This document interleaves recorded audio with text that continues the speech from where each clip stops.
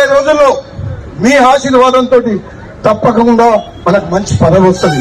ఆ పదవి మీకోసం వస్తుంది, నా కోసం లేదు.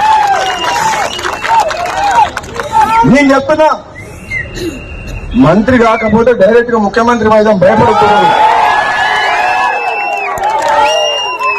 నేను చెప్తున్నా, చేస్తారా చేయండి మంత్రి, చేస్తారా చేయండి, ఇచ్చిన మాట కట్టుబడి మంత్రి.